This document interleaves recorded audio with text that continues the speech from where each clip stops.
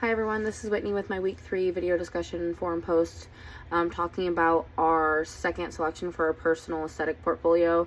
It says share the artist title as well as your formal findings. What have you noticed so far about your personal aesthetic? What context did you notice that may influence the way someone interacts with or interprets the artwork? And we are conducting a formal analysis on it.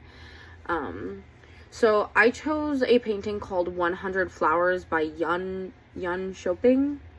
From the Qing Dynasty, China. It is ink and color on silk. It's a scroll painting. It's very soft and detailed. And I will post that artwork with my post as well, so you can see it.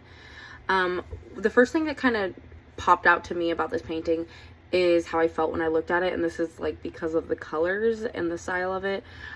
There's a lot of soft pinks and greens and little bits of yellow, and it just brings like a very calm and peaceful feeling to me, and it's all very balanced.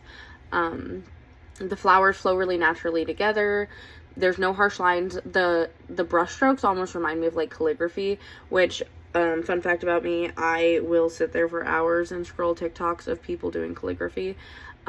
So that's just kind of a thing for me. I admired the brush strokes, and I found them calming. It all really blends smoothly together across the scroll.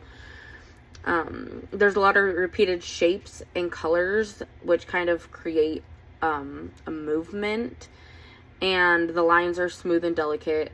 Like I said, like calligraphy.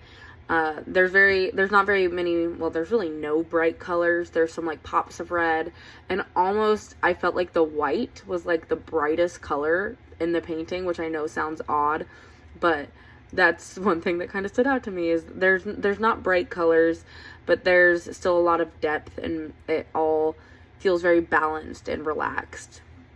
What I'm realizing about my personal aesthetic is that I'm drawn to calm nature-based art, which I already kind of knew the nature-based part, but I'm starting to notice just in 2 selections that it's all about like how the art makes me feel. And I mean, I already knew that nature makes me feel calm, but also I don't find myself drawn to like the super bright ones. It's more like my first selection was like an autumn colored painting, you know, where all the leaves were fall colors, and it was like kind of dark in the photo, or not the photo, but the picture, and it made me feel calm. And then this one is also, it makes me feel calm.